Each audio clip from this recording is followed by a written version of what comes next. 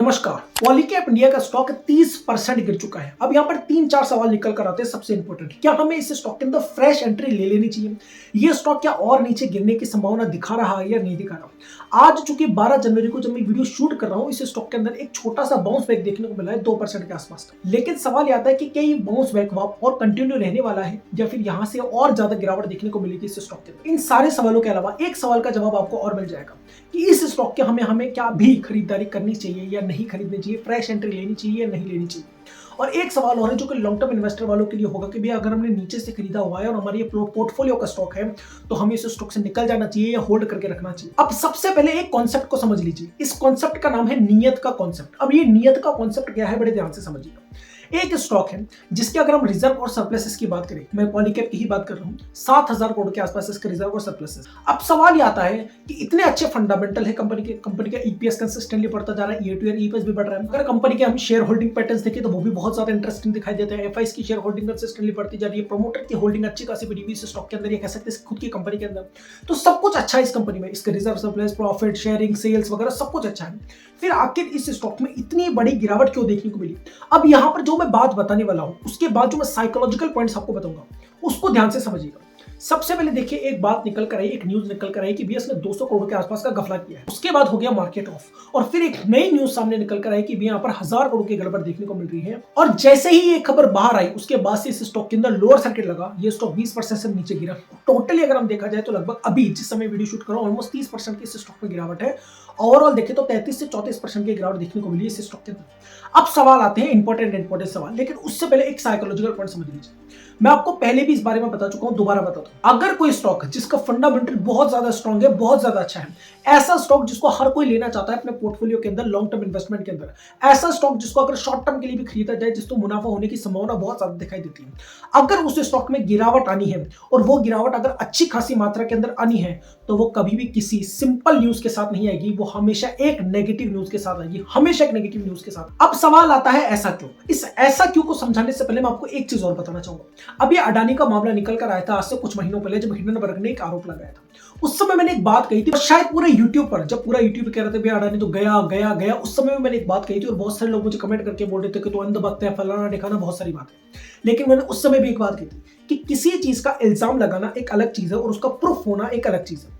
आज अडानी केस के अंदर क्या हो रहा है वो आप अच्छे से जानते हैं कि सुप्रीम कोर्ट ने क्या कहा है, सीबी क्या कह रही है, बाकी सारी संस्थाएं क्या कह रही है, सब आप जानते हैं। और एक तरह से देखा जाए तो क्लीन चिट मिल चुकी है अडानी को। अब सवाल यही निकल कर आता है, अब यहाँ पर पॉलीकैब का जो बयान निकल कर आ रहा है वो बयान ये निकल कर आ रहा है कि भैया हम पूरी तरह से सपोर्टिव नेचर में हैं, हम हमारी तरफ से आप जो चीज जो करना चाहते हैं, जो इन्वेस्टिगेशन करना चाहते हैं, बिल्कुल हम आपके साथ हैं। तो यहां पर ये न्यूज पॉलीकैब की तरफ से निकल कर आ रही है। तो एक संभावना ये भी बन सकती है कि भैया जो जैसे अडानी के अंदर हुआ, सेम पॉलीकैब के अंदर भी हो सकता है। इसका स्टॉक भी, ये जो न्यूज है ये केवल एक मैनिपुलेटिंग करने का तरीका है, या हो सकता है ये फेक न्यूज भी हो सकती है। फेक न्यूज का मतलब ये नहीं है कि ये न्यूज जबरदस्ती फैलाई जा रही है। फेक न्यूज का मतलब ये है कि ये चीज हो सकता है प्रूफ ना हो सकता है ये साबित ना हो सकता है जो अकाउंट्स के अंदर गफलत देखी जा रही है, जो सेल्स के अंदर गफलत देखी जा रही है, जो बड़ा चढ़ाकर बताया जा रहा है, हो सकता है वो चीज हो ही ना।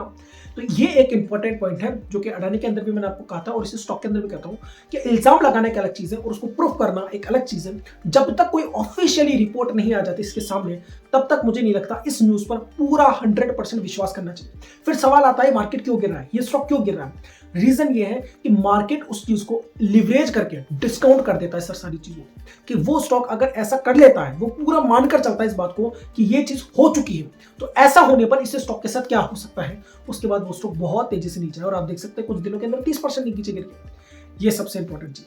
दूसरी मैंने बताया नियत का कॉन्सेप्ट। नियत का कॉन्सेप्ट का मतलब ये है कि जो एफआईज है या डीआईज है वो कभी भी इस तरह के गफले वाले स्टॉक्स के अंदर नहीं रुकना चाहते जिनके अंदर गड़बड़ देखने को मिलती है, क्योंकि यहां पर मामला मात्र 1000 करोड़ का है, मात्र 1000 करोड़ का है, जबकि इस कंपनी के पास रिजर्व 7000 करोड़ के हैं। तो इस कंपनी को तो कोई दिक्कत ही नहीं आएगी देने में। लेकिन प्रॉब्लम यह नहीं है, ये बात सभी लोगों को पता है। प्रॉब्लम यह है कि इस तरह के स्टॉक्स में रुकना सही नहीं होता है। ऐसा नहीं मानते हैं इन्वेस्टर्स कि इस तरह के स्टॉक में रुकना नहीं चाहिए, क्योंकि ये एक बार अगर गड़बड़ कर दी थी, एक बार चीटिंग करते हैं तो हो सकता है दोबारा भी चीटिंग करें, हो सकता है तीबारा भी चीटिंग करें, और हो सकता है उस समय इन्वेस्टर्स को भी निकलने का मौका नहीं मिले और ये स्टॉक धड़ाम से नीचे गिर जाए। तो इस तरह से हमने बहुत सारे स्टॉक्स के अंदर पहले, और अगर हम हिस्ट्री उठाकर देखते हैं तो हमने ऐसा कई बार देखा भी। तो इस वजह से स्टॉक के अंदर इतनी बड़ी गिरावट देखने को मिली। लेकिन एक बात मैं आपको फिर कह देता हूं, अगर कोई स्टॉक अगर आपको अच्छी कीमत पर चाहिए, अगर अच्छी कीमत पर आने के लिए अगर उस स्टॉक के अंदर बहुत बड़ी गिरावट देखने को मिल रही है, तो वो बहुत बड़ी गिरावट बिना किसी नेगेटिव न्यूज के नहीं देखने को मिलेगी। जिन लोगों ने अडानी पर इल्जाम लगाया वो अडानी फ्री हो चुका है। जिन लोगों ने उस स्टॉक को, अडानी के किसी भी स्टॉक को, चाहे ग्रीन एनर्जी की बात करें या फिर हम एंटरप्राइजेस की बात करें, जिन्होंने उस प्राइस पर खरीदा जहां तक वो नीचे गिर चुका था, उसका पैसा ऑलमोस्ट दुगना तो हो चुका है। जबकि अभी तक कोई बहुत बड़ी रैली नहीं देखने को मिली अडानी के स्टॉक, फिर भी दुगना हो चुका है उस स्टॉक का। यही चीज मैं आपको समझाने का प्रयास कर रहा हूं।